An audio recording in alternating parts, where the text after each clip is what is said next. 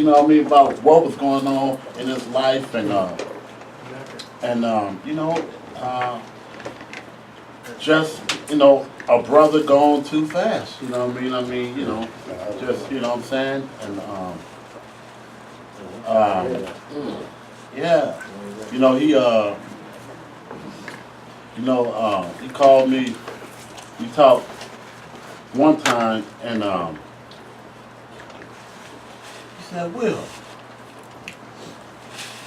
all this time, I was sitting in there, and you know, you know how they do, you know, and I didn't know that was you. I know a lot of your nephews and blah, blah. And then he got to tell me who, you know, he was hanging out with and all that stuff. And but you know, you can clearly see, man, that he had a good heart. You know what I mean? Very good heart, man, and was, you know, and was very thoughtful, right? You know, when he used to come here and because he would listen a lot, take it in, and he was real precise with his words. He was a very thoughtful young man, and took feedback very well, right? You were right. He would sit here. You know, some of us struggle with that. You know what I mean? You know what I mean? But he took it. You know, he takes it, man, and he really started to.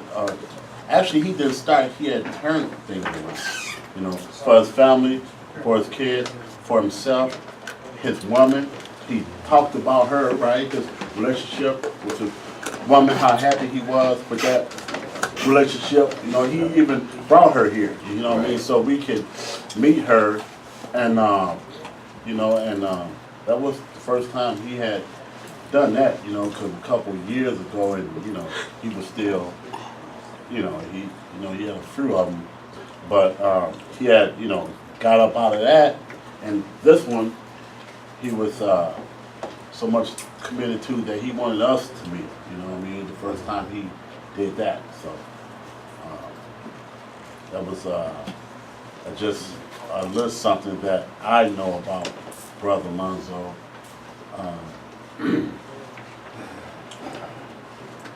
Yeah. Anybody else? Yeah. Just something about Brother Lonzo? I got something, man. You know, I met the little brother when I first got out in 2017. We was over there at on 4th Street to the program. And I seen him, you know, expanding himself, doing a lot of different things, making it to the program, and trying to be counted for in certain places, you know. I just hate to come here, man, and look at this picture, bro, and see that this young man was ready to do something different with his life, you know, and very intelligent, you know, and he was getting ready to excel. I guess, like you say, this person must have known him from way back. And it's just crazy, man, to lose a life, you know, the man just come home doing well. And to lose a life like this here for a young man, kind of hurt me, man. I'm feeling real sad about this, man, because he stepped in this program showing that he had growth. Oh, man, yeah.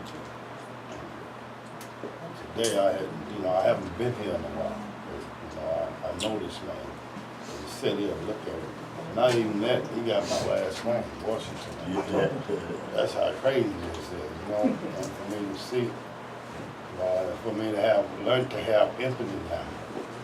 You know, sometimes, you know, things do get sad and come down on you when you know this man's struggle and came out of the struggle. For me to sit here, brother, this is really hurt my feelings, man. To see where he's going. That's true. And he got some positive things, you know. He like you say about his girlfriend. He said he never really, because he was young when he went in. You know, he really never had a girlfriend. And then he found somebody that loved him, so he could be loved. That's why he was doing a lot of different things.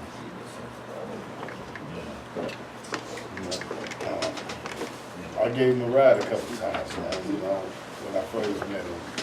You know, it showed that, you know, there's something about him that I took a liking to for him to be in my car. Yeah, I just want to, there's something too, I forgot. You guys, I remember like 3 years ago he came here and he broke down crying. You remember that? 'Cause Yeah. he was talking about, you know, his parental relationships and you know, and what he didn't get, and how he never had anyone. You remember that? Who he felt loved him, and you know what I'm saying? Right. But he came a long way, man. You know, he just blossomed. You know what I mean? Kept coming, and we loved him. You know what I mean? Because that's what we do, and we love on each other. We support each other, and we do that because we know we are the help that we've been waiting for, and ain't nobody else coming. So we're here, right? And so we always and you know, over time he just blossomed, man. I'm telling you, Lonzo got confident. He was able to walk his own walk, which is hard to do at that age. I'm telling you, it was, you know, it's hard to do it at that age, walking your own walk, because you know, when you in your teens and you in the streets, you know, it's just you know, everybody is walking similar walks, and it's hard to do that. You know, and he did that. Excuse me. You make that up. Oh my God! All the They brothers. should have been told me that. Not only that, you know, he Yeah, had some of you his know, you don't family have all members. in here. He cut some of his family members off so he can go a different route. Oh, And that's kind of hard for anybody. That's real hard for anybody, you know? Yeah. You got to lose some people so you can get where you You're not go. gonna be here tonight? Oh, come on in. Okay, I'll be in. Yeah, I just want to say something though, because you know, I just talked to the man last Wednesday. I mean, Wednesday, Tuesday. You know, when I came home, I just got home myself. You know, I'm doing quite a while. I met his brother also. He's in prison too. This is just our daily reading. Okay. Just to see this right here, and I just looked on I had my boss to look it up today, and I knew the sisters and them, they used to come up to Lionel Lace. This here, man, he told me too, he said, hey, keep on calling. Listen to this little rap, you know, he's trying to rap and all that too. Yeah, this crazy, man, because you know, like I said, my name is Washington too, so, you know, me and this man became best of buddies in prison, where that I had introduced myself to his family, and they made me family when I came home in St. Paul. So it was just to see this, for me to go back and come back and see this, you know. His brother used to tell me, he said, I'm gonna come home, man. My brother wanted me to come home. So I'm like, dang, okay. Do right. So for him to be gone like that, that's just crazy. This was a good brother right here. He always says positive things, you know. But you know, we look at it like this, you know, for myself too.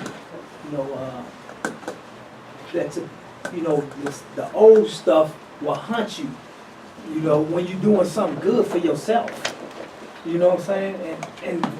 And when you're trying to live your life the right way, the devil will keep coming. It will keep coming, and it's just like, how much could you take? You know? And this right here, this is a good man, man. This is a good man.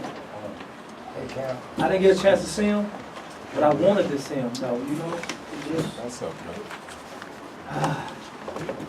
You know, For those who don't know, we're eulogizing about Lonzo.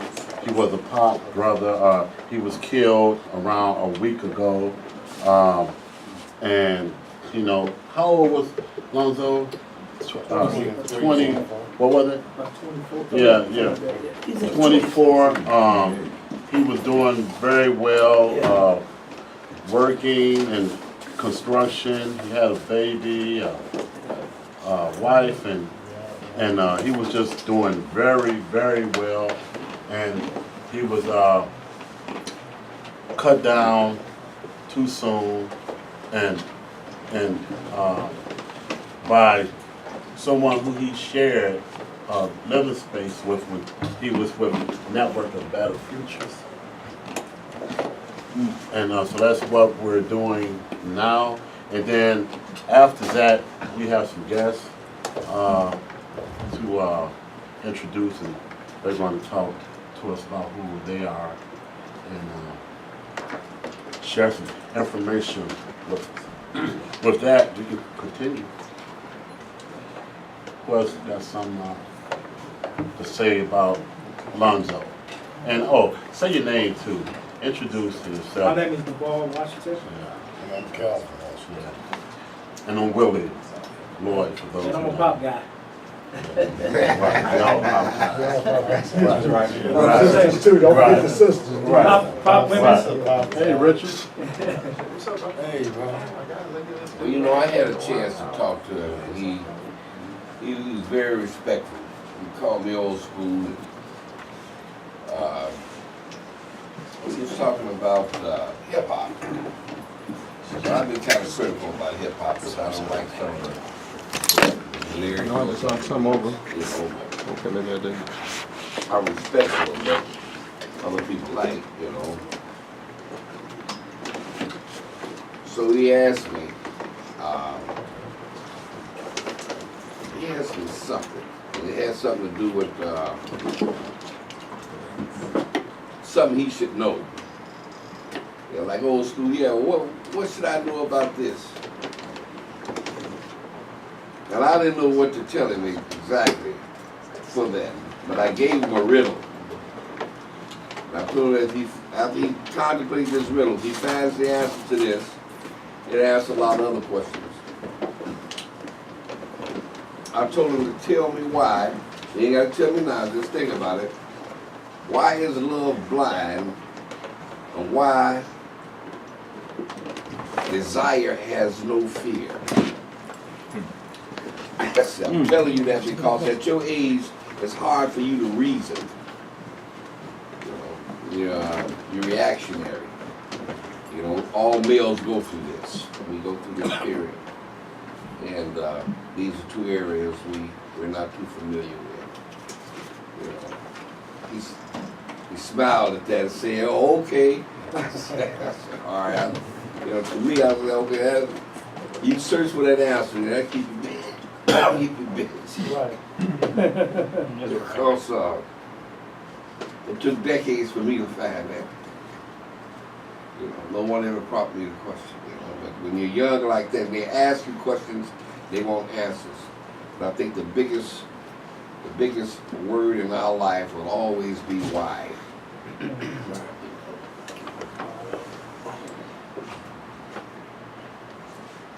Anybody else? And you know, everybody didn't know LONZO personally, but if you got a word that you want to, add just from, just the passing of a young person, period, and just how that affects you and what you think about that and so forth, and then that's fine too. Hi, my name Ronnie. I guess I'll say a little something. When I first got out, I remember hearing a brother talking about how he went to the Better Futures of Minnesota and how he was prospering through it, how he got a place through it, and he came here talking about his, how he asked us to give him advice about where to take a date. And it's like when the brother had stopped me a text and I seen it, I was surprised. I would have never thought it would have been somebody who always, I know that wasn't really a part of the lifestyle. I don't really know how to better describe it. But it kind of reminded me of my son, because my son's like almost around this age. It kind of made me reach out to him more and see what he's doing and who he's around. So I kind of look at that from the life that he's looking for. He said here, you got to be around the wrong person at the wrong time. I'm thankful for having a chance to meet him because he inspired me. Because one of hurdles I face on a daily basis is finding housing. He obtained. My name is Travis. Speaking on the brother that passed, I've never met him, but I think it correlates with the reading that we have today about relationships. And something that you touched on, I think for myself too, it says that when we are willing to take personal responsibility and the necessary steps to free ourselves from the pain of a relationship, we are showing a willingness to grow. And I think a lot of times right now I'm going through that process of shedding some relationships that are stunning my growth. And it's painful because there's a lot of identity in those relationships. That's who I am, this is what I've been through with this person, with that woman, and that environment that we speak of, that lifestyle. You know, that's a relationship in itself. You know, I'm so attached to this lifestyle that I'm not willing to cut ties with that, because then who am I? You know, and I think that as I continue to grow into myself and continue to search for answers, I silently keep shedding those identities of this is who I am. And I think that for me right now, my relationship with self is more healthier than it's ever been. You know, and I'm grasping the idea that it doesn't have to be so concrete that I'm always growing. You know, so it doesn't have to be specifically this, I'm this or that. You know, so I think whether or not it was on purpose or not, I think that this reading ties directly into the relationships that affect our lives, that can even bring upon death. So that out there. It's good. Word. You know, I want to say something about the brother, if I can. Yeah. Who are you? Good evening, everyone. I'm Richard. I apologize for being late. No excuses. You know, I know the brother in the group. I know his walk. I mean, I saw him struggle coming in and out. I mean, he grew up in one of these chairs right here. And for me, it's hard because now that I work for a for a nonprofit that works with a lot of reentry guys, I feel like as an agency, you have a professional responsibility, and it just hurts my heart that this brother was trying so hard, and that this happened to him directly tied through the Better Futures program. And it's not a knock on that program. It just pains me that with all the toe tapping he did, just putting one toe in and then coming here and talking about it, and then finally getting all the way out and stepping away from that, to have this happen after all of that, it's just, you know, it's tough. It's tough. And you know, I've been struggling with this. I mean, I'm still struggling with Marcus. I mean, so yeah, y'all. I mean, this is rough. Yeah, this is rough. It's rough.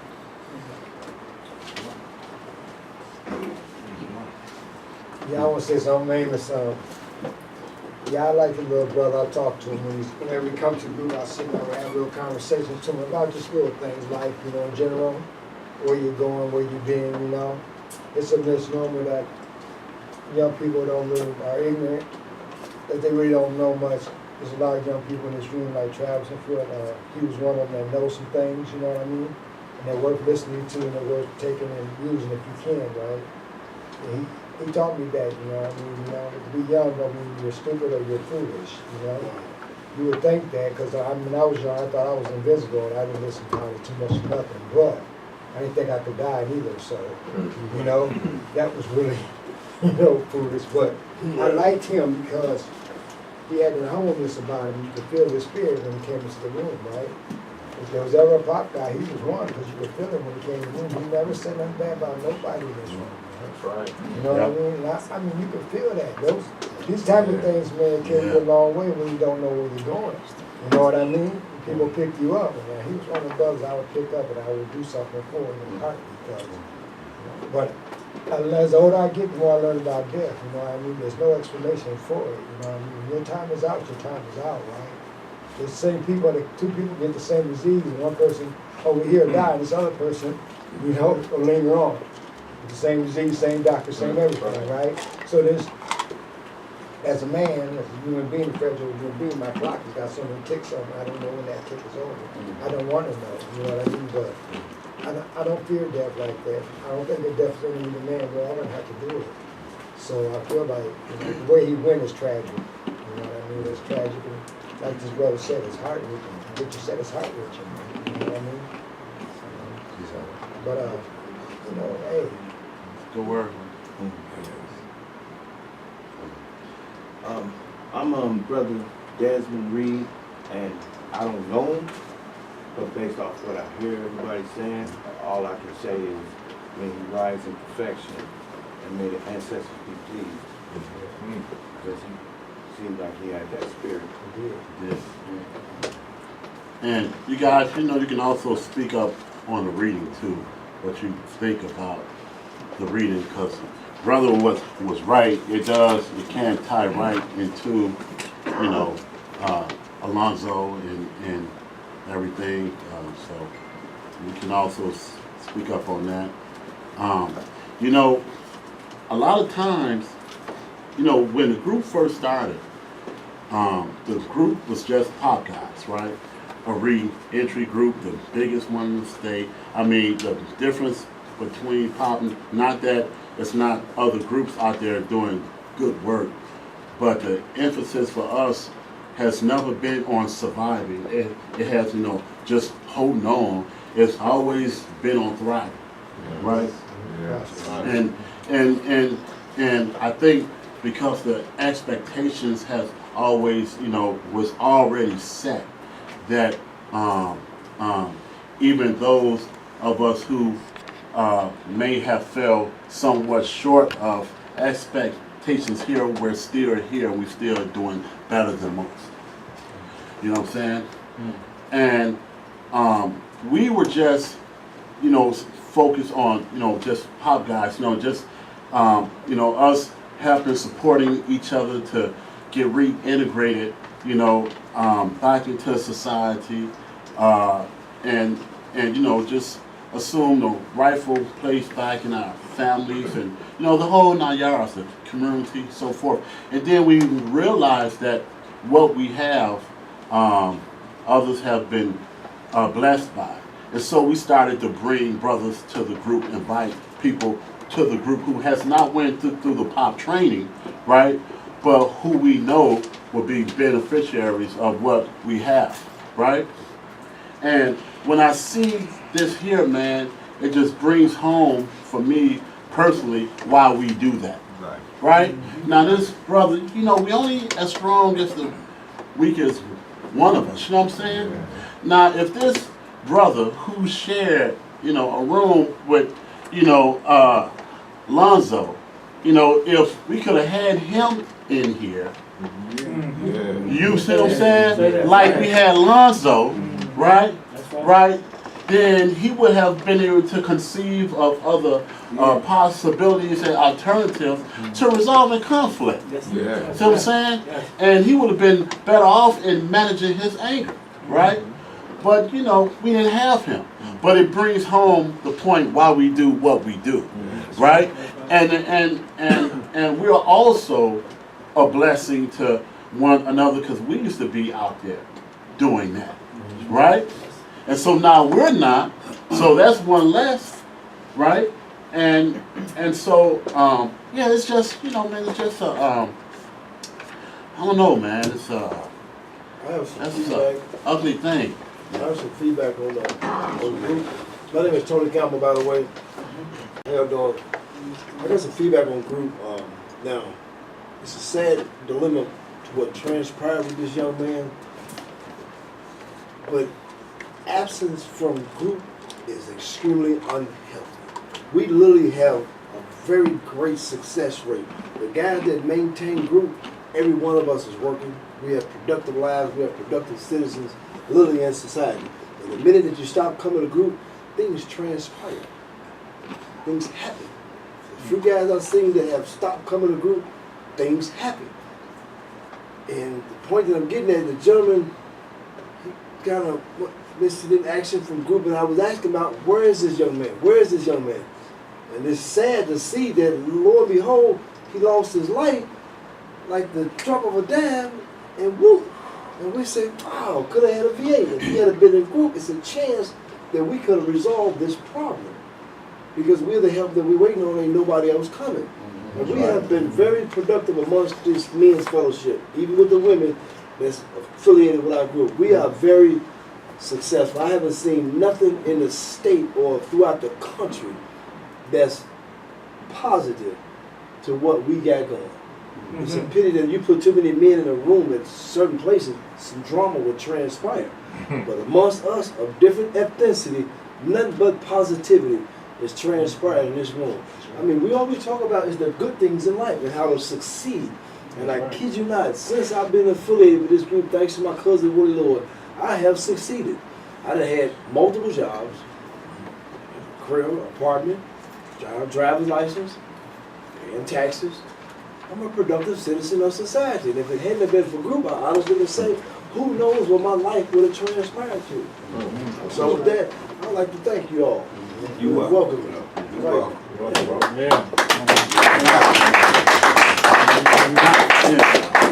And I just want to add and just remind everybody that, you know, one of us, I mean, it's certain pop guys who are not here, who would be here, but they work this shift, right?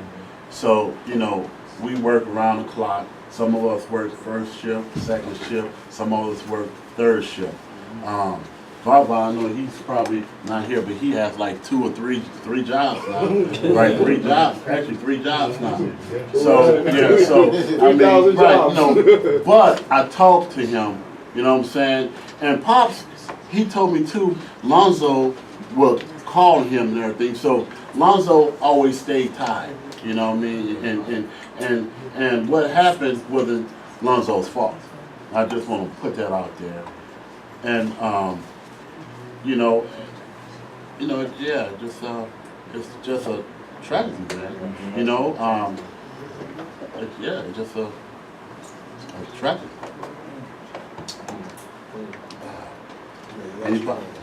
Anybody else want to weigh in on the reading or Alonzo? Or both? I have something on the reading. Right quick. It says, where do we get the idea that if a relationship or a marriage ends, we have somehow failed? That ending of a relationship is not a sign of personal failure. Actually, it's an encouraging step. I went to prison prior to a relationship. By me going to prison from that relationship, and I got in prison, it was actually a stepping stone for me. Prison didn't rehabilitate me, I rehabilitated myself. I got a chance to get within myself and think about my life and think about where I wanted to go. But it took from a relationship to transpire that episode to happen. And the aftermath turned out for the better. I took a setback for room for a come up. So I can relate to, there's no such thing as a failure in a relationship. It all depends on how you interpret it towards your life. I took it towards the best. Came up. All right. There you go. And the next step after that sentence, it says it's actually courageous to end something that could be toxic, and now I'm paraphrasing, the poisonous to your life, and that that's so deep. That's so deep, because I know as guys we think of relationships with a significant other, but and I keep thinking of T.D. Jakes, where he sometimes you got to break up with a man. Okay. It's a whole it's a whole different separation. You have to break up with a dude. You know what I mean? That's right. You think it's hard to get rid of. All right, never mind. Let me stop. You know what I mean? But that reading really brings home how serious it is to sometimes step out of something that's not good for you. And personally for me, because I know we always talk in eyes, it was good for me because I was in a relationship with someone for a number of years that turned into a codependency because I was used to being around them just because when I got out of prison, they were my comfort, So for me, that was really personal because it kind of affirms moving on and expanding your life. Yeah. It's like that. I'm sorry, I didn't mean to. My name is Edeniah Israel. Look at you. I always say this. You have to understand. I did 23 years and 8 months in prison here in Minnesota. And I've been involved in pop now for a little more than 10 years, since 2000, well, a little over 10 years now. Since right. 2008. That's right. Now, this relationship that I have with Pop is a relationship that I cherish. And there's a point in this where it says that ending a relationship is not a sign of person for actually is a courageous step. I didn't end a relationship with Pop, but however, what I did do was after I've been with Pops for so long and learned so much, I was really ready to put everything that I knew to work. That's right. That's right. You understand? Everything I learned, I was ready to put it to work. So I left Faribault facility and went down to Moose Lake. I went to Moose Lake because there were some programs down there that I wanted to be involved in. The print program, I did that. I also became the guy who did all of the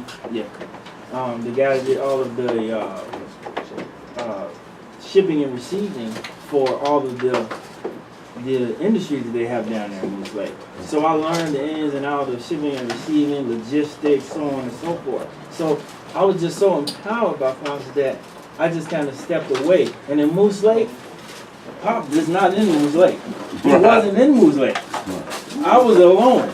Right. But Pops, I carried that spirit of Pop with me. That's right.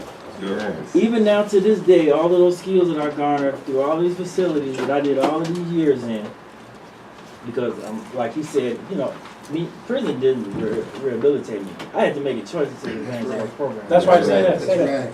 So I rehabilitated myself. They just put me in a geographical location. Yes. I took advantage of it. You know what I mean? I turned those lemons into lemonade. Yeah. And I'm still drinking out of that cold pitcher lemonade right now. Say that.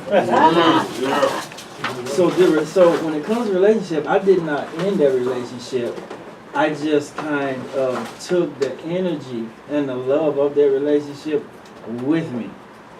But then coming back home after being released from prison, I came back home and I stepped into this room right here. And they had cake on the table, ice cream on the table. My fellow Pop guys were smiling for me and with me and welcome me home. And that was the best feeling that I had. Wow. And this is why when we get guys in here that I'm just meeting, introduce myself, I let you know that, hey, listen, I'm here for you. You are my brother. This is the family that if you don't feel like anybody loves you, this is your family. That's right. We love you in this house.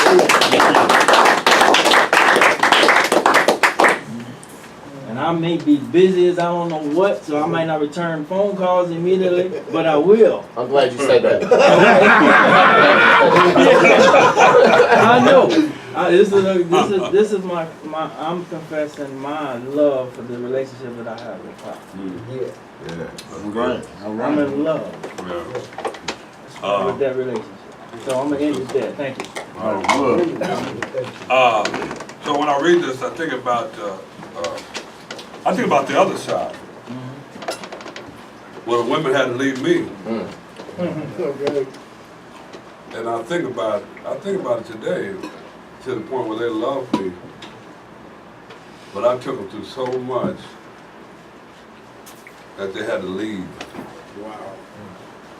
You see, I think about it, my drug addiction. I said, if she's a good woman, if she stays, and she's a good woman, if she leaves. How we know how much can she take? I pushed them to the brink every time, And I remember once I just want to be happy, and I want you to be happy, and it's not going to happen if I stay. And so she left. And so I think about what drove that guy. Then I think about what kind of change it takes for me and my wife to be going on 24 years. So on the flip side of that thing, we're talking about them, leaving them. But how about my behavior forced them to leave me?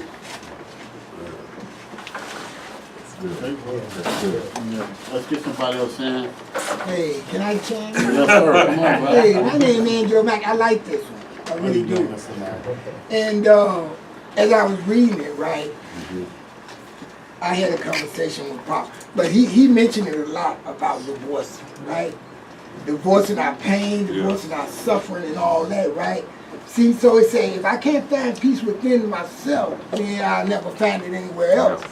Well, you know, we heard that old saying, right? Space is the last frontier, right? Okay. Well, I dare, or I mean, I would not dare to venture with inside of me, right? So that means I held on to a lot of things that caused me harm.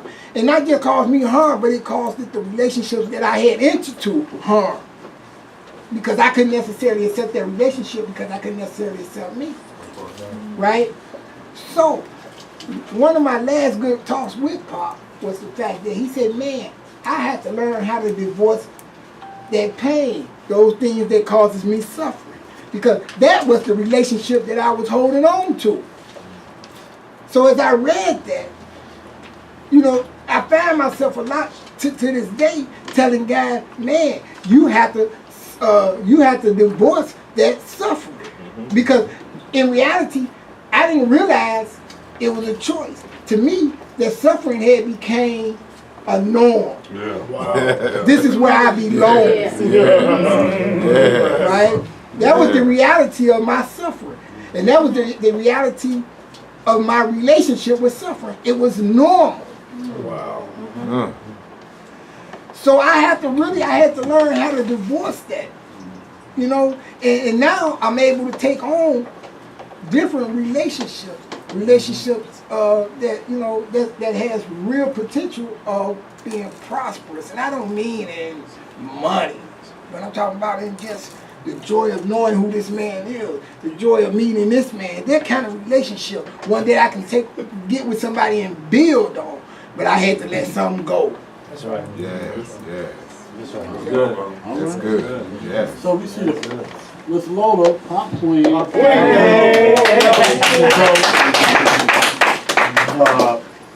You got something for us?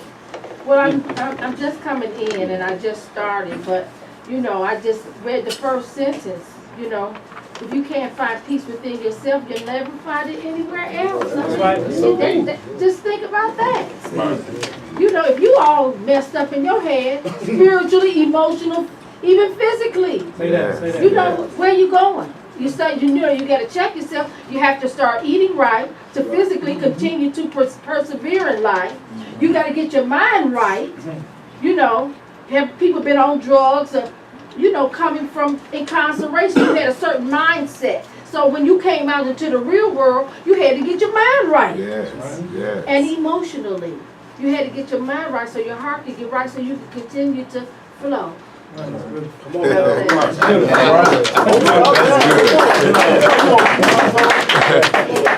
and let me give you guys an update on LONZO. Okay, thank you. I found his sister, and we went to court today, and we saw the alleged perpetrator. Okay, we saw him today. They gave him a $1 million bail. I did invite his family to come here with us this evening. They had to go view his body in St. Paul. Brooks Funeral Home has his body. And you know, we all are, y'all know that was my son. That was my first godson I adopted in the Pop family. So to get that call, they said something happened to a Pop guy. I'm like, oh wow, Pop guy who? They said, LONZO, my boy? Right. You know, that's another thing about getting your mind right. This was over nothing. And to my understanding, he knew whoever this gentleman was, he knew him. They had some type of altercation. And the altercation, you know, nowadays people don't fight. You know, you fight, you get whooped, you suck it up and you go about your business. Right. But in this day and time, they don't do it like that. And now we have the demise of a Pop guy. So we are looking at, Brother Shane has given me some information that I passed on to the family, that they already were working on something else. They were thinking about Progressive Church on Burns in St. Paul. They were thinking about Monday. I gave them the information that Brother Shane gave me to pass on to them, so they have an option. Hopefully before we leave this evening, they'll be able to come and maybe they'll have made some decisions, but it's going to be soon. All right. Thank you. Okay. Thank you for that.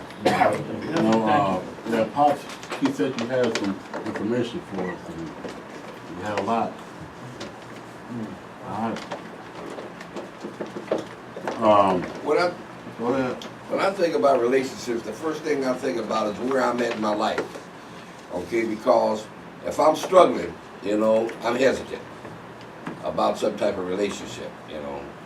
I have to survive. I don't know about entangling my problems in with somebody else's, right? If I'm coasting, you know, these things running kind of smooth, okay, I got time. Okay, I have to also figure out how much faith do I have with this? Because sometimes I can see a problem, you know. I guess you might say I'm a sucker for a pretty face. But I know this girl has problems, you know, but I got enough faith to say, okay, well, I got enough time and patience to work through that, because I've seen that happen too, okay? And if I'm strong enough, you know, I will tackle, you know what I'm saying, something that seems to be problematic. Now, if it's high maintenance, you know what I'm saying, and I'm not financially strapped for that, you know, I have to pass that up. You know, because some of them got $300 toenail bills. High maintenance. You know. You can afford it. But I look at, you know, what it's going to take for me, you know what I'm saying, to coagulate that relationship, you know, and how much I'm willing to go through, which is a lot. You know, I got long patience, and I've seen people struggle. You know, I knew it was a struggle when I went into it, right? So I wasn't, you know, looking for nothing, you know, to be that easy. As long as they fighting and they struggling, trying to get above water, you know, we going the same way, you know. If you ain't pulling the other direction, you know what I'm saying, you know, I'm okay with that, you know. But like I said, it's where I'm at. So when I look at a relationship, the first thing I assess is me. Are you strong enough at this point to deal with that, okay? Or maybe you need something a little more compliant, you know, or maybe you need something, you know, not so challenging, you know, because I will take a challenge, you know, I mean, I don't have any fear for that, you know, but I think that's important for me. Whenever I consider a relationship, I get in the mirror and say, man, you strong enough for this? Okay. You know, you better go check your batteries and everything else and see where you at with this, you know, and see where she's at, you know, because they might be used to a certain type of life, man. They ain't really ready to change, you know. And like I said, y'all got to be going the same way, you know. You know, a lot of things I want, but some things I know I ain't gonna never have, you know. That's sometimes it get problematic because I don't know how to weed them out. You mean I can't have this? You know? That's right. You know? But yeah, that's where I'll be at with that when it comes to relationships. So we have some guests, but I'm trying to, but you know, this thing with Lonzo, you know, I mean, I'm trying to, you know, get everybody in who want to express some in respect to Lonzo. But and also we have at the end, I'm gonna pass this Lonzo contribution plate around for his family. So whatever you can put in there, please do once we pass it around. But in the meantime, did anybody else have something they wanted to add? Yes. Okay, we'll take you first, brother. My name is Nathaniel. This is my little brother. Yes, sir. I got a couple younger guys that know the young man. And I also know quite a few people. They may not be at Better Futures, Jeff, Benson, I'm familiar with a few fellas here. The relationship speaks volumes. My little brother's been asking me to come, check the meeting out, meet brothers and sisters. I didn't know y'all two were here. But I'm 43. I believe in leading by example. I got out the joint 2012 and not on parole. I don't have any obligations to be nowhere other than where my relationships take. So, I mean, as far as being a bigger brother, an elder, a leader, I believe that it's rightfully time to be. Like I said, I got younger partners that know this young man. I don't know him personally, but I just want to say, I mean, the feeling in this room is amazing. And it's amazing because there's very few places. I'm 43. I done been through the system, and I agree with this. My fault. I don't remember your name, but the system didn't rehabilitate me. I rehabilitated myself. So I felt like, you know, I still wanted that life, you know, and me and several other brothers are true testaments that we can do it in every way possible, you know, and so that's why I'm here. And the relationship is because of the relationship. Had this been, I got a couple other brothers, and not at all. I'm not going to lead with you. You gotta figure it out. You gotta find your own way. But for him to say, I want you there, that's right. It spoke volumes. That's right. That's right. We're glad you're here. That's right. You know, Who are you? I guess. Oh, my name's Larry. Most of you guys know me. Some of you guys haven't been here for a while. I forgot I've been kind of busy during the summer while I was off work, and I spent almost 18 years in prison in Illinois, and I guess I did do some time in Minnesota, but in the federal joint up there back when I was young. But I've been surviving and navigating the reentry process successfully for 15 years. I've been out almost as long as I was in. But this kind of hit me really hard when Wayne told me this stuff. Was that Friday? I guess it's Friday you sent me this thing. You know, I remember when LONZO got out, you know, and I was helping Pop here in the office and, you know, helping him get permission to go to Hidden Figures. Remember when we went to see the movie and, you know, doing stuff like that and helping him out. And the brother really was coming into his own. That's right. He really was. He was, you know, he sat over there one day and I was here and he was talking about going on a date with his girlfriend for the first time. You know, and he said, you know, I'm going to try to do things right. You know, and he talked about that. And I just think we really need to understand and think about how valuable human life is. Because, you know, the thing that really turned me around when I was in Stateville, you know, people got killed all the time, guards got killed all the time, and you know, when I heard about the prison guard here in Minnesota, that was the first one that's ever been killed in Minnesota. I would have thought it was a state this big that it, you know, probably would have happened more frequently because I was used to Illinois. And one of the things that turned me around was there's a man worked in the commissary in Stateville. His name was Sonny Trong. He was from Laos. Came over here with the Bo people, and most of the time we were on lockdown. You never know what you're for, but I happened to read the newspaper article about this man. And that article's on my desktop at home right now. All he did was go in the commissary to go to work one day. That's all he did. And somebody decided they needed some cigarettes. They robbed the commissary and they killed him. That was the end of me being hooked up in gangs, everything. Because I realized that day, human life has value. All human life has value. That's right. All of it. That's right. You know, and that was the turning point for me to say, you know what? I'm not carrying these knives around. I'm leaving the stuff alone, And that was when I started going to college, started doing stuff. I didn't have a pop in Stateville, you know, to help me, guide me on that way. But I realized that it has, all human life has value. This young man's life, it's just a tragedy. It's a tragedy. It's a tragedy for him. I'm praying for the accused because his family's going through.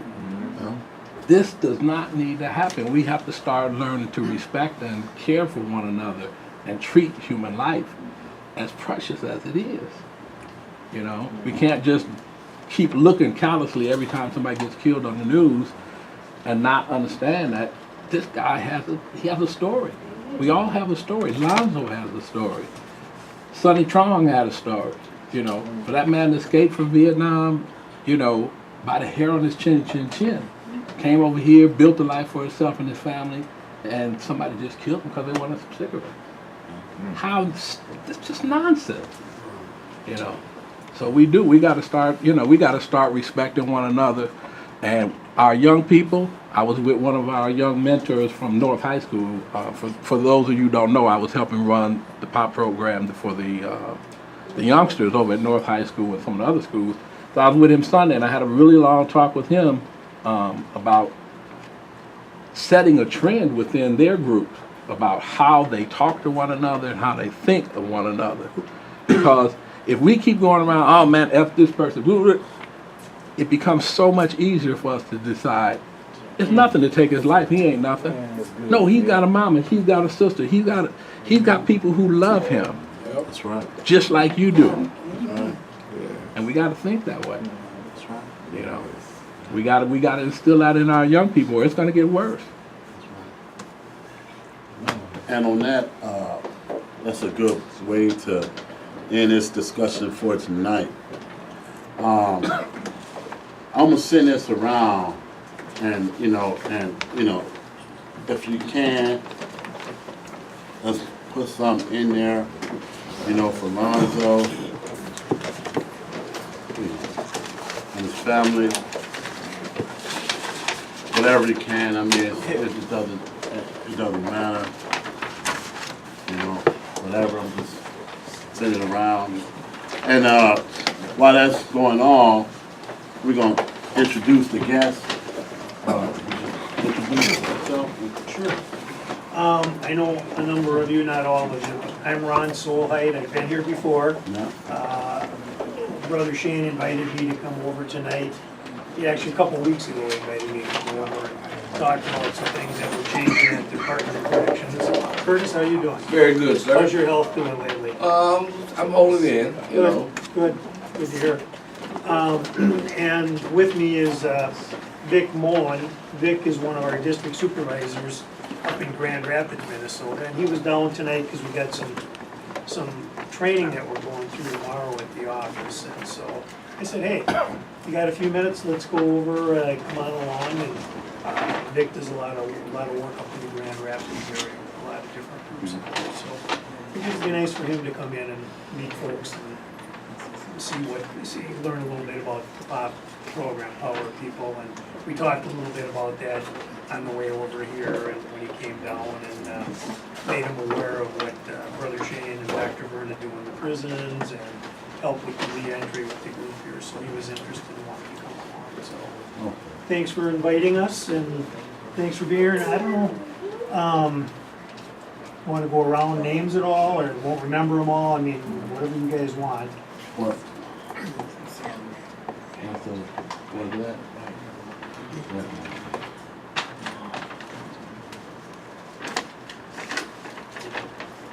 So, you know, I can say, you know, what Brother Shane told me was you guys were a little bit interested in kind of what's going on with some changes around intensive supervised release, conditions of release, and we've been doing a lot of work in those areas and changing some things up. So I don't know if you've heard about some of those things.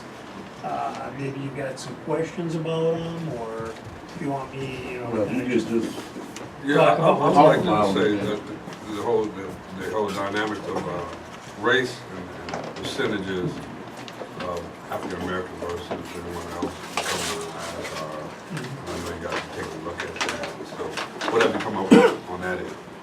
Well, I can tell you, we're always looking at that, we're always cognizant of, you know, the disparities that we have with people on supervision, whether it's Native American or American Indians, African Americans, Asians, Caucasians, Latinos, and we're always looking at that. And one of the things that we've been working on is, and Vic was involved in some of this with some civic engagement groups, but we've also got a group that's looking at, you know, equity in decision-making and decision points, where these decisions are made, you know, whether it's in the hearings and release unit, whether it's in classification, and where you end up in a prison facility, or what level of supervision you're on. So we're definitely paying attention to that, and we do have some changes that we're making with some desire to make some changes in those areas. One of the things that we've done recently, and we just put it into place on July 1st. Now, this doesn't impact guys who are out, already out, but guys who are coming out. As of July 1st, we changed and revised conditions of release. Same thing. You know a little bit about just that? left. You just left? Yeah. Okay. So when you left, how long ago did you come July out? 31st. July 31st, okay, so on or after July 1st, people coming out have 6 standard conditions of release. A lot of guys in the room, when you came out, you had 13 standard conditions of release.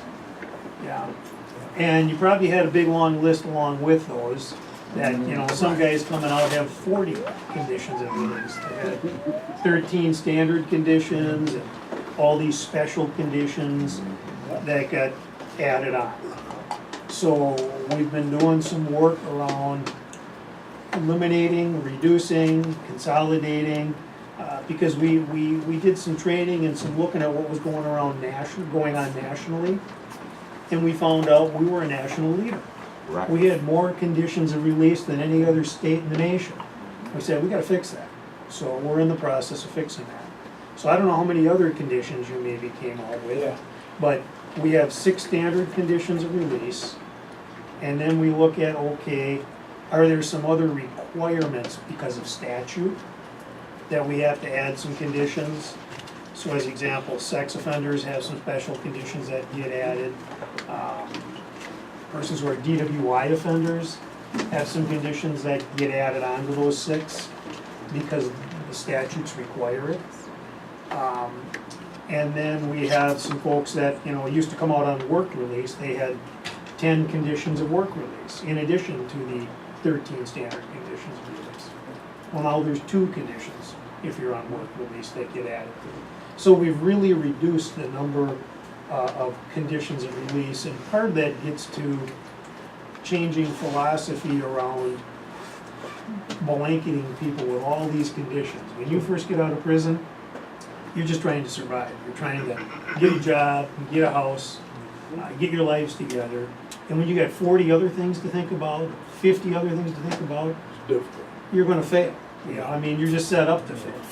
So we're trying to make some changes around how that looks and what that looks like. That's a good thing. Yep, and so kind of what we're, and that's a shift. That's a shift for case managers, for agents, to really start thinking about how do you apply conditions of release. And so kind of adopting a philosophy around, you know, changing these conditions, omitting redundancies, removing conditions that don't apply to everybody. So when you come out, as example, one of the standard conditions of release was always no use of drugs or alcohol, you know, no intoxicants, basically. And we know a lot of guys and gals that come to prison have issues with drugs and alcohol. But if you don't, why are we putting that on as a standard condition? So we removed that as a standard condition. So in order to get that condition added, there has to be, in essence, a nexus, a connection, a tie, or a link to the reason somebody came to prison. So if that doesn't exist, then we shouldn't be applying that condition. So that's kind of the philosophy that we're adopting, and what we're trying to achieve with this is only apply the conditions that are related to someone's behavior, risk, and those kinds of things. So that's what we're doing kind of across the board, and I'll leave you this. So Okay, good. you guys have a little sense of Gonna ask you for this. Could you please make some copies of that? I have some feedback on And- what you were saying. Mhm. Excuse me. When I got out, after I went to prison, I didn't have no drug charge. Mhm. There's no substance abuse, nothing. But when I got out, oh my Jesus. Hey, sister went after me as if I was a drug dealer, a drug peddler, a drug user, drug everything. I was a drug. So the dude would, you ate me literally like 3-4 times in a day. I'm like, dude, for real? I said, what are you doing? I said, you just left. He said, I want another UA. He said, matter of fact, give me a breathalyzer on top of that. I said, what are you doing? I said, well, I was living in a treatment facility. So they would UA me, breathalyzer, and he came and put a double up on it. I'm like, man, Lord, just take this arm and go home with it. Just take this arm right here, put some blood, whatever you want, you know. Take my oxygen, everything. It was just a scrutiny, it was just ridiculous. It was nerve-breaking. You know, and that's the kind of thing we're trying to figure out. I mean, if there's something that we need to do, we want to make sure that, you know, there's a reason for it. It's not just this, just load up and blanket everybody with, if I can get more conditions on this guy, then we can really have control. Well, no, that's not the case, and we know that. So, there, I gotta tell you, and Vic's here with me too, one of the things you gotta know is not all agents are crazy like that. They go, wait a minute. So I walk up on this guy, I'm checking out what's going on in his house, and he shows up drunk or using drugs. Well, that's a problem. Yeah. Okay? But then we'll deal with that problem. So, you know, and it's a safety factor. I mean, if somebody's using intoxicants, it's a potential problem, as we all know. Yeah. And so we're trying to figure out different ways on how to deal with that. Hold on, brother. Let's go in order. So we get brother, and then you got a question? Who else?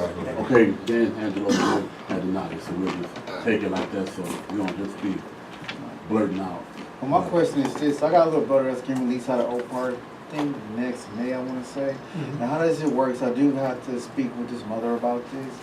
He committed this offense up in Brandon. I forget what county that is, but he's not from there. So how would that work as far as him? How would that work as far as him like relocating to Hennepin or Ramsey?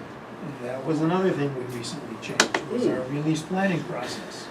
There's no automatics, but what we look at is where does he have support? Where does he have historical ties?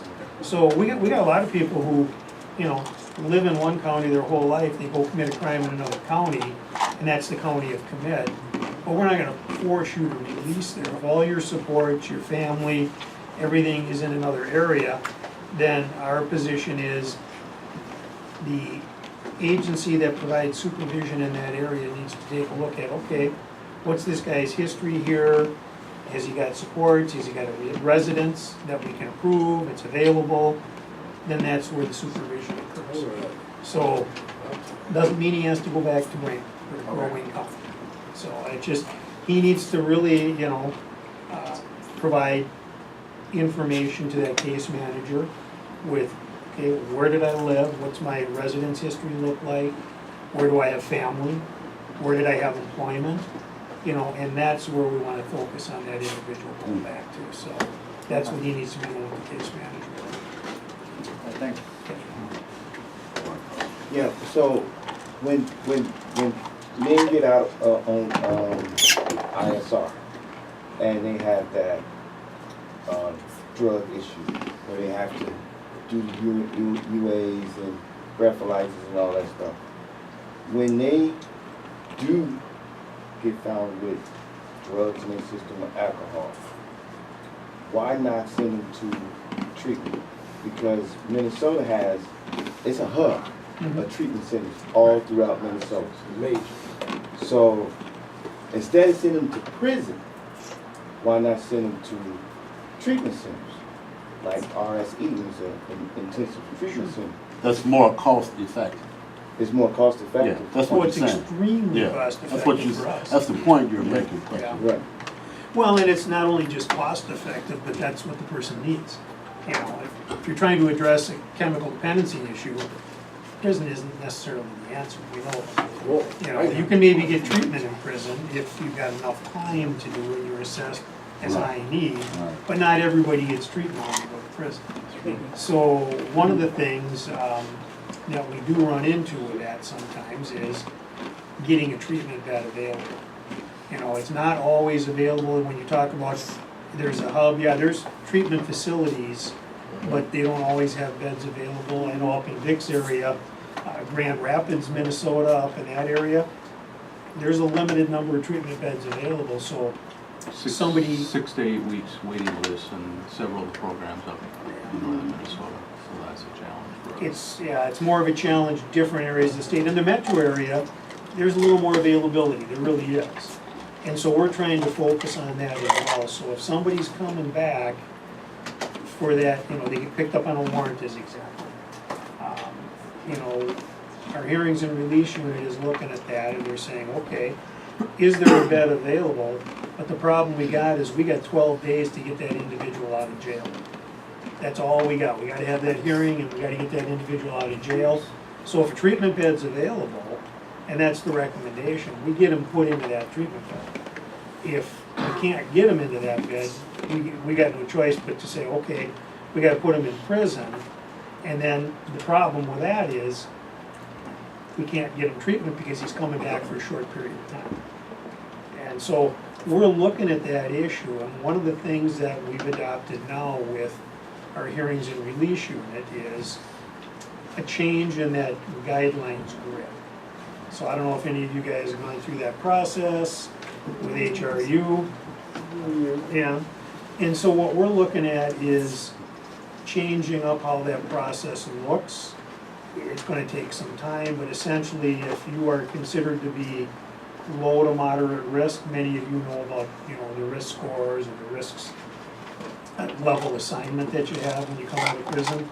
If you're low to moderate risk and the severity of the violation is just using drugs or alcohol, that's gonna be an automatic restructure unless there's some other factors involved that, you know, present a risk to public safety.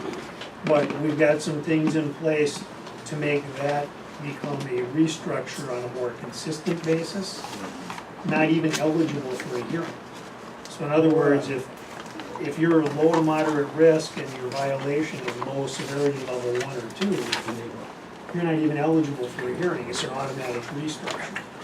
So, you know, now if you're coming out as high risk, okay, you're determined to be high risk, and the severity of the violation is a higher severity level. Let's say you commit a new crime, you know. So as example, if you commit a new person offense, you're probably going to come back to prison. That's reality. But you know, if you commit a low risk and you come out and you commit a non-person misdemeanor, petty misdemeanor, whatever, that's going to be a restructure. That's not going to be a send back to prison. There's always some exceptions, like if you're in the CIP program, because there's some statutes that regulate that, not our policies. But we're changing our policies to be more aligned with getting people into treatment, getting them to other interventions at the community level versus the prison. Because we know prison is not where people get rehabilitated. I have a couple questions, but I'll hold off though. I just want to say one thing. You know, the prime time I just got here, well, I'm at 180 at rehab at the place. I just walked out of there. 5 people just walked out. Technically, because they didn't get a job on time. That's the problem. That doesn't sound like it would be just a job on time, because were they on work release or were they? Work release. We haven't brought anybody back for not getting a job on work release. Well, one of them was my roommate. Years and years. So there might have been something else. They just walked 5 of them out just now. So all the agents. they were on work release, not on ISR. I think ISR, so, Well, that's the difference. so, yeah, so they just walk them all out. They're not on work release, that's Okay, hold on, let's go back here, then we get him, and then with you, Yeah. and then we'll bounce back up there. Hold on, brother, we gotta. You come on, know, you just said something, we know everybody ain't in there for rehabilitation, right? But in my particular case, my last time I was incarcerated, you know, I've always did a lot of shorts, 2 or 3 years most here, you know, here and there, but that time add up, right? But this particular time, fortunate enough, because just like the big brothers, some of these brothers said, you know, they had to rehabilitate themselves, right? So in prison, you know, like I look at a lot of the guys in here, right? And I look at them as being successful because they spent lengthy time, lengthy prison sentences, right? But during that time, they rehabilitated themselves by going to school, getting various degrees in there, right? And that prepared them for being here, right? But me, in my situation, I was in and out. Kind of like you were saying about the treatment, right? So, but education, I always wanted that, right? So, in a sense, I admire these guys for that, right? So, like he was saying, see, for me, when I was getting out, everybody was so pressed for me to get a job. But I felt like this. I can get money in the street, right? But the truth was, even when I got a job, I did not have money management skills. I didn't have these skills, right? Because I didn't take the time in there. So cost effective, right? When people be in the RSE and reentry program, I think a lot of them should, I don't think that them programs should be tailored for everybody to go to school. I mean, everybody to get work. Some people need to get out and learn to get life skills all over again. Because I've seen many people that get out here and it's like having a domesticated dog in the wilderness, and that dog become wild. So that man in prison, in and out, that's wilderness. And so because they sit down, I'm just saying, some programs should be in place that when they get out, they can have an option. Hey man, I need to go to school. Hey, I need to learn this skill. Because, just saying job. Because if I get a check, I might keep going. Give them time to respond. Yeah. Well, and we do have a lot of education and vocational programming in prison. Not everybody gets to it, but a lot of people do take advantage of it, get a chance to take advantage of it, and it does help prepare them. And again, it doesn't rehabilitate them, but it gives them some tools. So when they get out, if they want to make that change and they rehabilitate themselves, like I heard here, I mean, that's what it takes. And, we do have some more reentry programming that we've got going on. And like everything else, it's always a funding issue. We'd love to have more funding to do more reentry.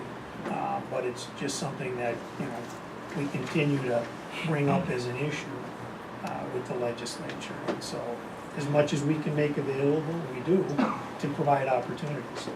It's not going to be perfect, but you need to get there. I think education, continuing education should be mandated on parole if a person don't have GEDs, if they don't have these things. I think that should be mandated. Well, just a couple things about that education real quick. Some other people in and I just want to say real quick. Because we got a lot of guys who got questions, so we want to keep it going. So one of the things we did do, we do have the highest GED rate in Minnesota prisons of any prison system nationally. So we really focus on education as much as we can. And then we also got involved in the Pell Grant program. So we do offer, beyond a 2-year degree in prison, you can get your 4-year degree while you're in prison. So there are some opportunities for folks, because we just got that up and running here. Right, when did they start that? About a year ago. Okay. At a couple of our facilities, our education staff.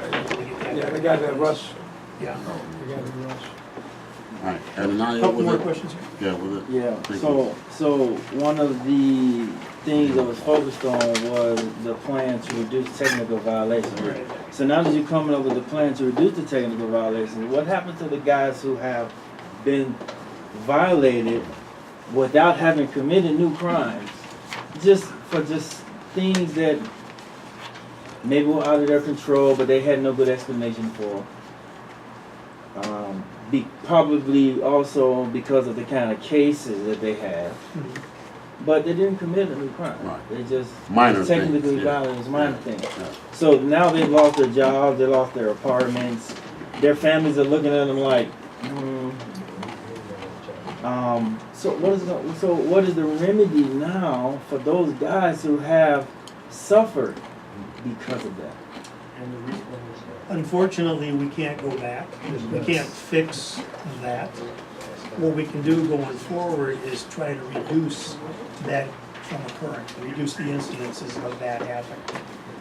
And that's what we're really focused on at this point in time, is trying to figure out a way to make sure that we, if somebody's really screwing up out there, we have no choice. I mean, we've got, the other side of the coin is, the victims groups, the folks that, are saying, hey, wait a minute, this, the neighborhoods that are saying, these guys are out here dealing drugs, making the neighborhood unsafe, shooting the place up. Yeah, we got some guys that need to come back.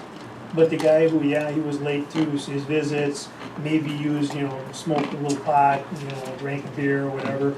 We do a lot now to try to restructure that, but we're trying to make that even more of a mandatory restructure as opposed to a revocation. So we're trying to, address that going forward. I have a quick. Hold on, brother, because we got others who's waiting to speak. We got to get everybody in. So let's bounce up here. Was that next one? Who was it? I think it was Up me. here. First off, I want to thank you, Mr. Solheim. Vic, right? Right. Vic, okay. Yeah, that's all. You look familiar, man. I met you with Emily Baxter when we were up there. Might have been, yeah. Yeah. No, we presented for you folks up there when we took us around and Sure. Yeah, so it was pretty amazing. But I just want to thank you for coming in and sharing this information with us. Really,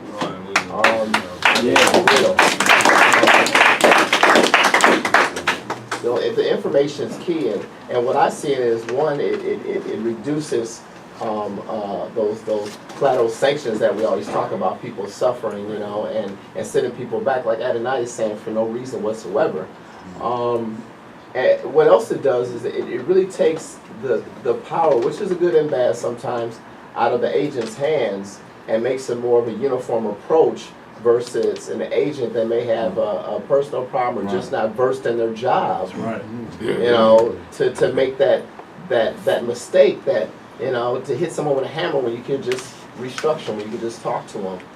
So I really appreciate that, because for all of us in here, I know, like I'm suffering through that right now on parole, where I had a agent that was a senior agent, had been there for years, and then retires, and I get some young kid that's new and wants to read me the riot act every time I see him, and I'm like, dude, are you serious? I successfully navigated this for the last 5 years, So I appreciate you doing that, because man, it's about time. It's about time.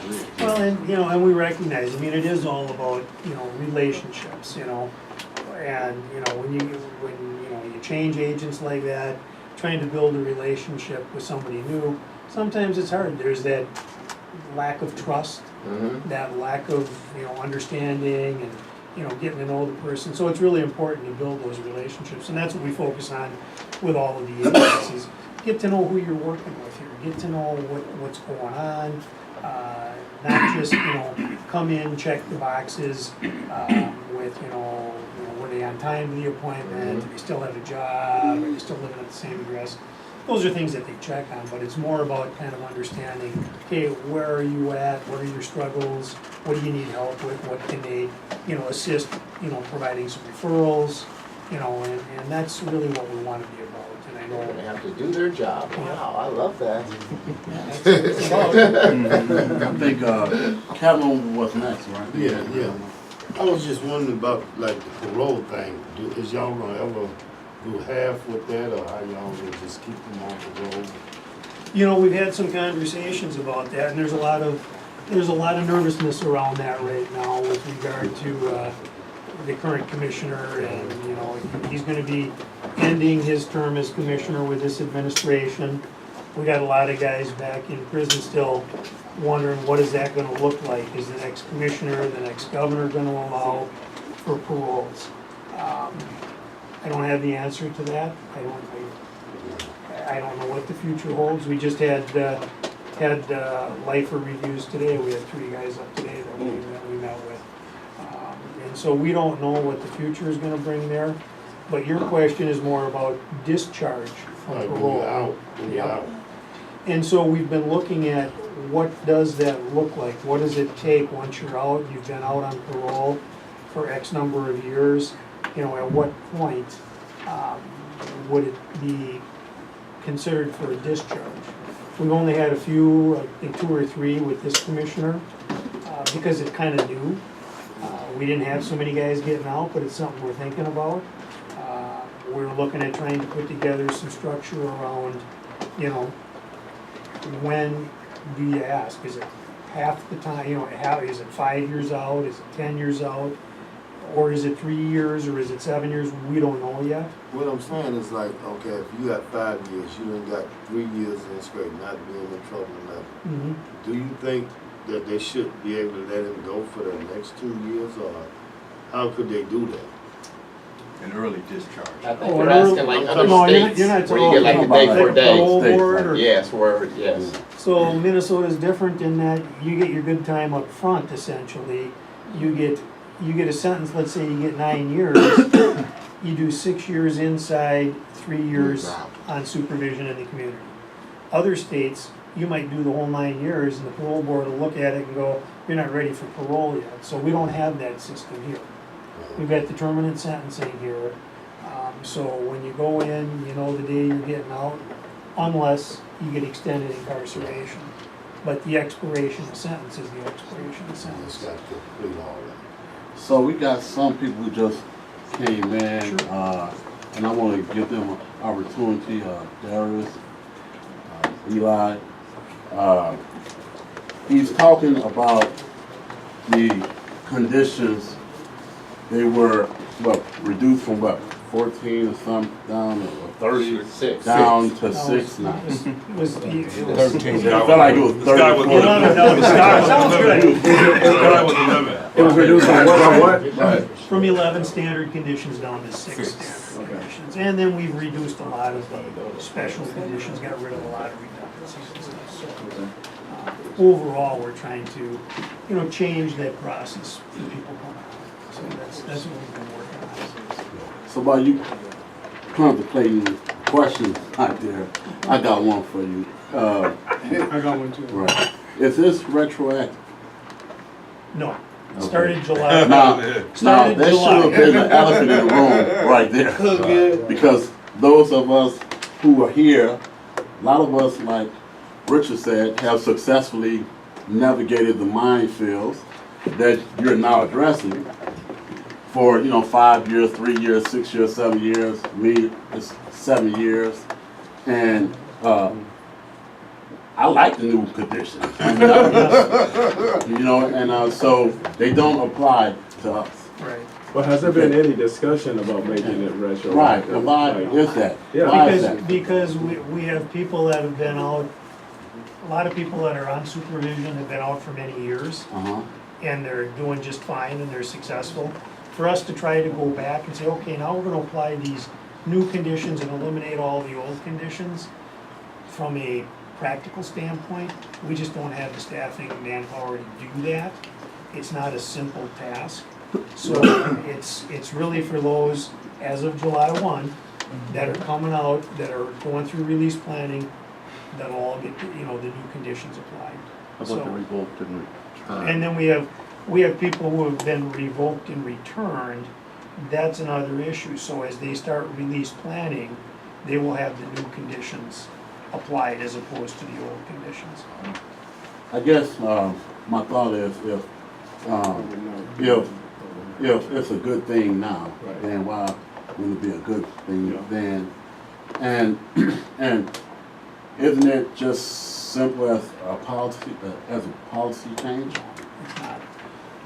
It's not. Apparently, it's not. It's not that simple. And we've looked at that. We did ask that question. We looked at, would it be feasible? And frankly, it's not feasible. But I'll give you an opportunity, Willie. If you wanna come back and get re-released, then we can do it. You'll think about that. But I don't want you doing that. I don't want you doing that. You're doing good. Why don't you go first?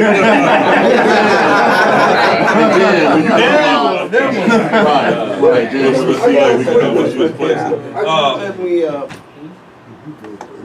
Yes, sir. Ron up here. Yeah, it's good to see you, man. I didn't recognize you.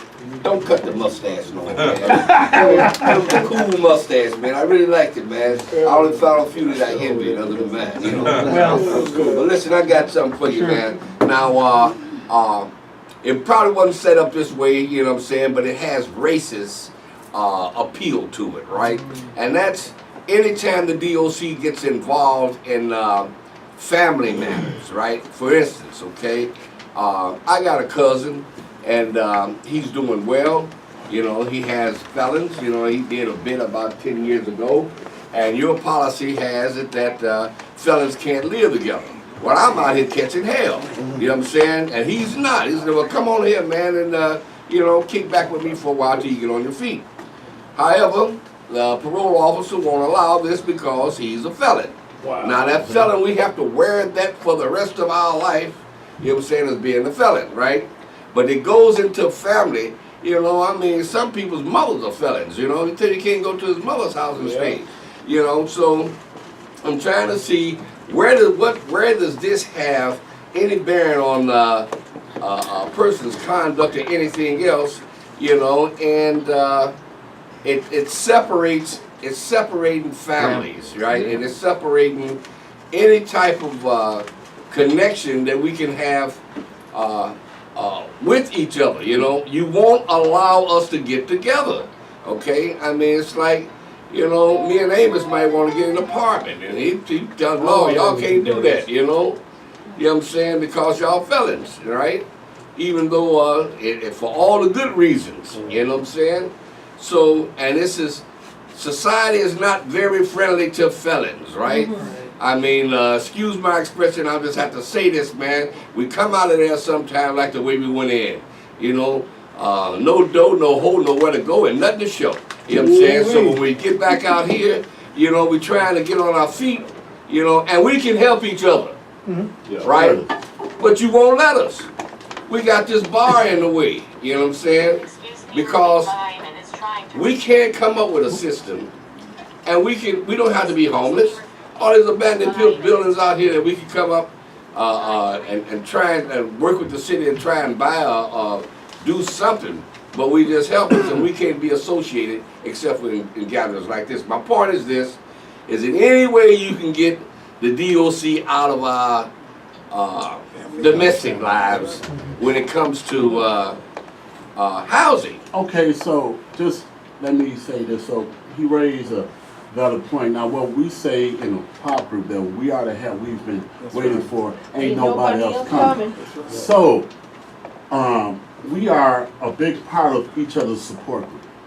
And we have been very helpful to one another. And you guys kind of handicap that, or somewhat put a hamper on the degree of support we can provide for each other. And just case in point, I am, you know, so I'm in a stable situation, right? Have been for some time now. And if I wanted to, I could extend that kind of support to somebody else. But because of the present, you know, rules as they are now, I can't, and you won't. So what he's saying is that, can you do something to remove that barrier? Because right now that's a barrier. Well, let me talk a little bit about that, because we have been doing some things to try to remove some of those barriers. We're not going to be able to do it in every case. There may be valid reasons why we don't, if somebody, as an example, is coming out and they got a family member who's still in the life, we don't necessarily want you moving in with that individual, okay? And you probably don't want to either. But there are times, and I think Vic can probably speak to it too, we don't have an automatic bar or ban or policy that prevents a felon from moving in with another felon. In some cases, we do approve that. We've got guys who've been out for a number of years who are doing well, and they're offering to extend help to another individual. Who we seek that approval from? Because the That's- POs are pretty universally, you can't do it. It depends upon, again, the POs. I can ask Vic as example in his area. He's a district supervisor. We He's got we permit it, with felon living with a felon, that's permitted What in my area are you in? I'm in Grand Rapids. Okay, we talking about the metro area, Cass. where predominantly there's people some, of color. There's some conflict with delivery systems and local rules that agencies apply. I oversee a couple counties, and we look at each release plan openly, saying, is this gonna work?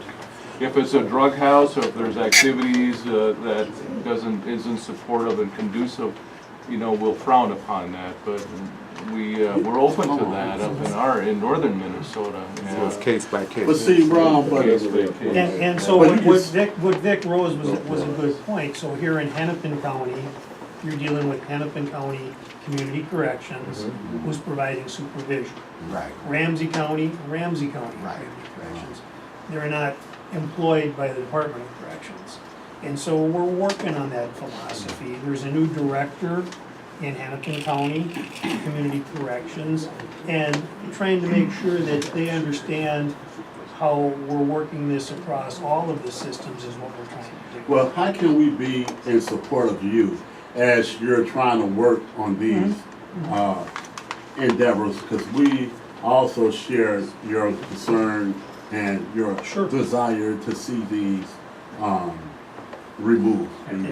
How can we expedite? Yeah, how can we? Yeah, as individuals with learned experiences, who can directly speak truth into the heart of this, I think we will be able to provide significant insight in helping to craft and shape the policy in such a way that the community safety is taken into account, as well as the needs of the individual who's trying to transition back into the community. And so from what we're hearing, it seems as though the policy is applied in such a way that's happening northwise, but we're having some difficulty having that same type of policy applied metro-wise.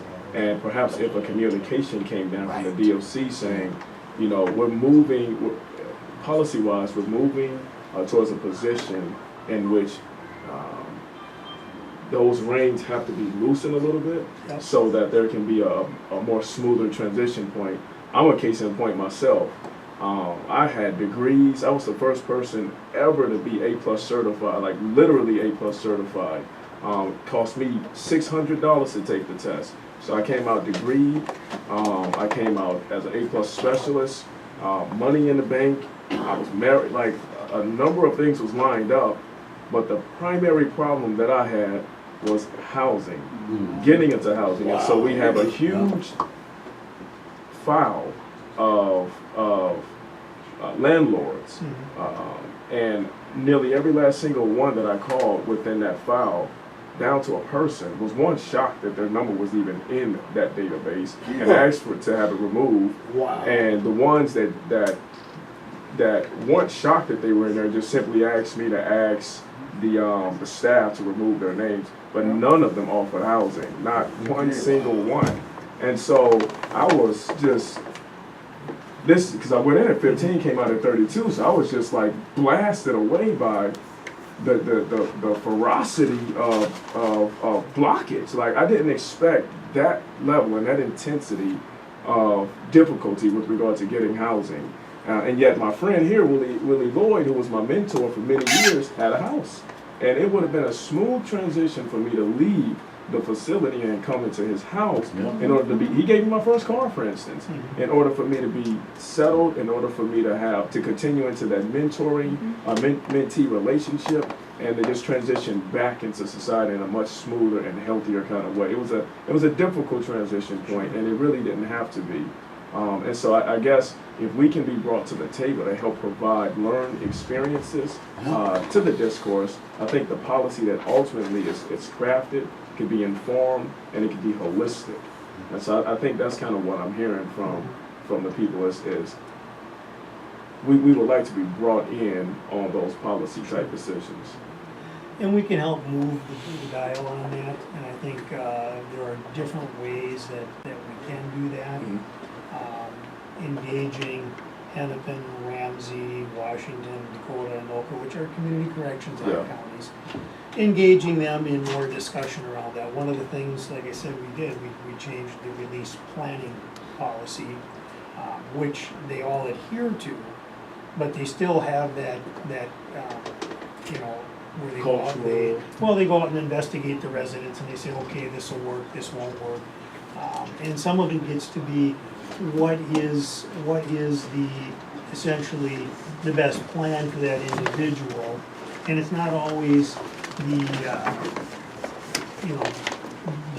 what someone could say the optimum plan, but it's a plan. It allows for some transition and it's workable, and we'll continue to have that dialogue with them on that. One of the things, Brother Shane had brought up years ago, probably 3-4 years ago now, was the issue of we never allowed guys on work release to go to these groups when they first came out on work release. And he said, hey, this is a good, positive experience for guys, keeps them connected. And we said, you know what, it's really a dumb policy, so we changed it. Yeah, and we was happy to see that policy change because individuals was kind of forced to choose between this pass or that pass. It was ridiculous. I mean, it's like, here's a positive pro-social activity, and we talk about making sure we got people engaged in this, and same thing that POP aspires to, getting people together who add value. And we needed to recognize that. So I think we're coming down that path. I can't say it's going to happen tomorrow, but we'll continue to push that. And I'll have dialogue with the directors in Hennepin and Ramsey and talk about some of these issues that you guys are bringing up. And then figure out a way to get your voices at the table. Good. Because that's sort of needed, that perspective, and that leadership that we can provide, offering that perspective. That's definitely needed. Woodrow. Yeah, I just wanted, you had this, you said you found out about getting together with other states that Minnesota was way off base, and I was just wondering about the subject they just brought up. What are other states doing? Are you even aware of the situation as far as felons living with felons and other states moving? And then once you found out, how long did it take for Minnesota to come up with a period of conditions? It's been a process. And when I say how long did it take, I mean, we've been working on this throughout this current commissioner, this administration, to move some of these policies in this direction. The whole thing about, I'm sure you heard in the prison, evidence-based practices, programming, that's effective, trying to keep people engaged in those kinds of programs. And it was a change in our institutions. It's been a change throughout the supervision agencies, and it's taken time, and we'll continue to keep moving in that direction. As far as other states and felons not living with felons, I don't have an exact number. I know there are other states that have that same policy in place.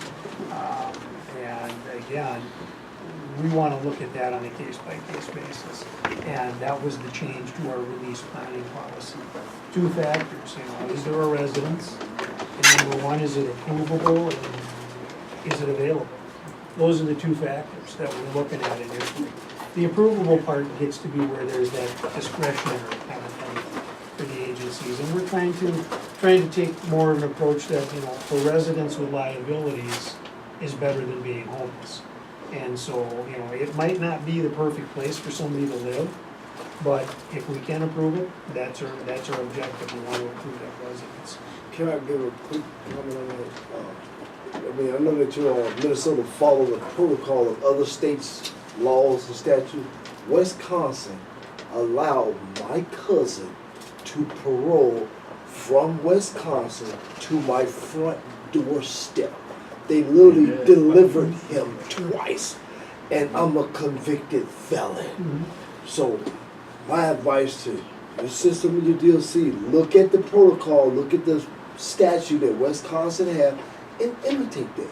Because I noticed that you imitated some of Florida laws, various other states. I noticed that you all have honored their laws. Las Vegas is a non-tolerant state. You got some of their statutes. So look into that what Wisconsin have, because Wisconsin ran my name, looked at everything on me. I had a one-bedroom apartment. It wasn't even a one-bedroom apartment.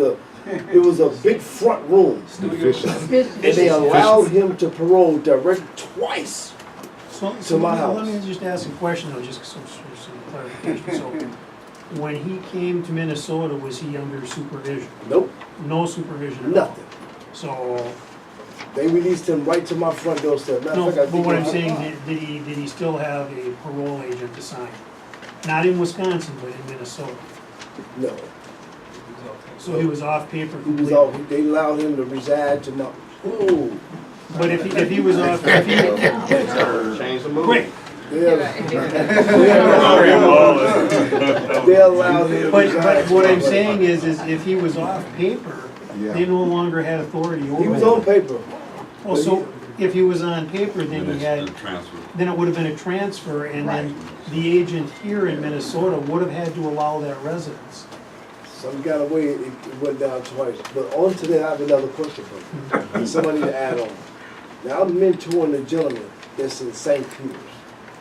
This gentleman committed one heinous crime while in prison. As Minnesota looked at that one crime that he committed and said that you're not fit for society, we're finna commit you. One offense. Have you all lift up any type of burden on these gentlemen that's in St. Peter's? Has anything been looked at there? Because as far as I know, no one's ever got out of St. Peter's. Well, there have been a few there. Yeah, one or two guys. There's about 3 or 4 actually, but just so you understand that civil commitment process is done by the county attorney, not the Department of Corrections. We don't have any authority over that. That's the Department of Human Services and through the county attorney. So I want to say this now, for those who just came in, we were passing around a contribution, a financial contribution for LONZO's family.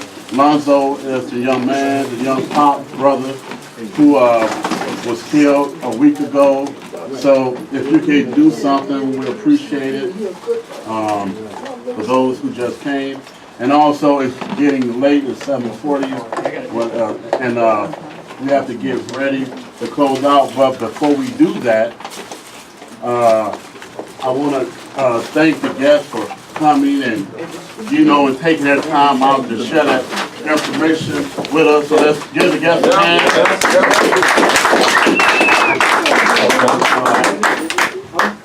And let's get ready to pledge out. I've been Detroit. I can tell you something about Detroit. I've been in there, but I've been in my life. Right. Thank you for coming. Thank you. I wish I could bring a group like this to northern Minnesota. Support each other. All right, let's play it in, guys. We can chop it up. Let's pledge out. Let's pledge out. We pledging out. Yeah, let's bring it. Okay, well, let's pledge out. We can hang out, but let's pledge out. Y'all gotta open that circle up. Let's back it down. Let's back it down. Let's back it down.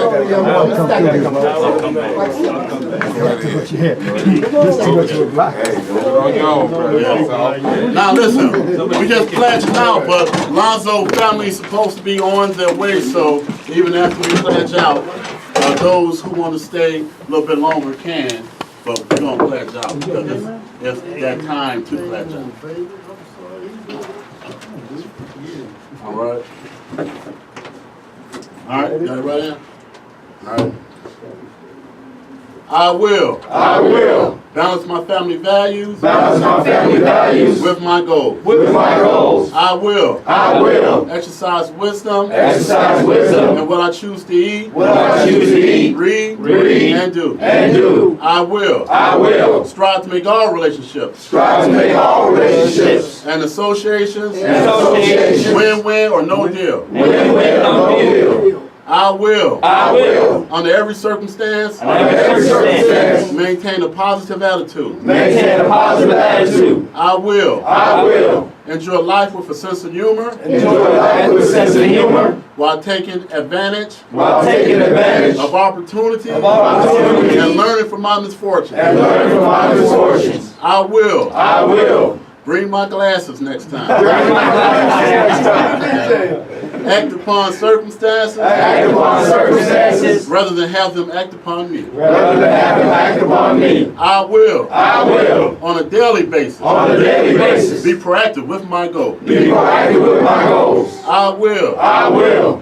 Always protect my wisdom. Always protect my wisdom. Health. And happiness. And happiness. Hey, Anika. Hello. I will. I will. Stay principle centered. Stay principle centered. And maintain a positive circle of influence. And maintain a positive circle of influence. I will. I will. Daily learn. Daily learn. Commit and do. Commit and do. And do. I will. I will. Act according to the POP. Act according to the POP. Leadership Institute. Leadership Institute. And be productive in my community. And be productive in my community. And private life. And private life. Everybody hug somebody.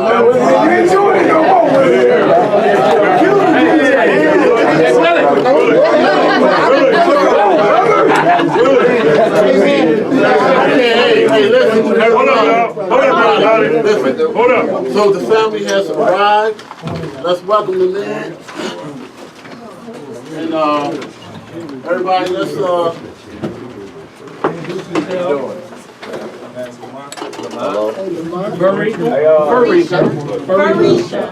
Barisha. Yeah. And Barisha. Bird and fur. Bird and fur. Yeah. how you doing? Bird.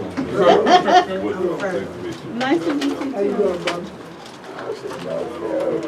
Glad to have y'all here, man. Yeah. Thank you. Yeah, so on behalf of the pop group, we express our deepest condolences. LONZO was a pop brother. We love him, we miss him. And we eulogized him tonight, and we gathered up something. It's not a lot, but we hope it helps. Contribution. Thank you guys so much. We appreciate it. You're welcome. And is it anything that you guys would like for us to know, or that you would like to say to us? What Miss Lola's gonna do is eulogy at the services. She didn't tell And us we're that. gonna keep her informed of the dates and all of that stuff, so. Okay. It's The funeral is this Monday coming up, the 20th. Visiting is at 11, and the viewing is at 11, and then the Services service at 12. And where? It's gonna be at Progressive Church, I have the cards East Side? over north. St. Paul. East St. Paul. Right off of Burns and Yeah, Burn. Yeah, that's Progressive Church. It's like 15 or something. Yeah. Yeah. I have some cards if you want me to run to the card right now. Yeah, that'd be great. I was gonna text you all the stuff so you knew. So, but everybody knows, so everybody's here, so everybody that's available on Monday at 11 is the viewing. I'm sure the service starts at 12. Everybody that can attend, we need to come in strong for our pop guy. That's right. So I'll be looking for everybody who can to be there. We gonna meet up here? We don't have to. I mean, If as you, long as any of we you know that what don't have a address ride, is. let Wayne know, and we'll make arrangements. I'll get you, and he'll get you. Let's Okay, keep you in heard touch that? with Wayne. So let's keep in touch with Wayne, everybody, so we can figure out the rides for everybody that needs rides, okay? We could likely make the passenger band available, too, if there's a whole bunch of people there. I'll ask. Yeah, probably. I'm sure that won't be no problem. I really appreciate all y'all support, like just seeing that there's people that really loved him and who he was and who We he loved becoming. him. Like, it really means a lot to me. That was one of my best friends, so I really appreciate it. I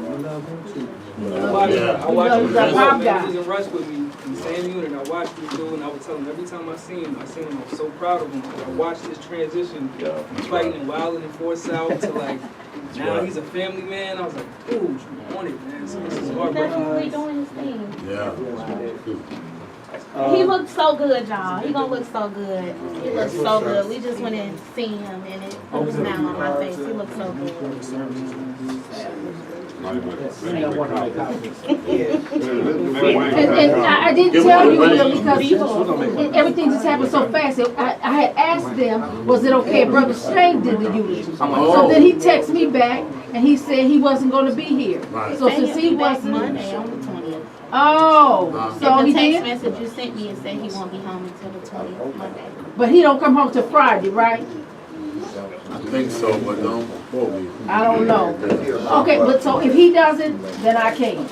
Okay. Okay. Yeah, see, right. We won't be, because I'm doing.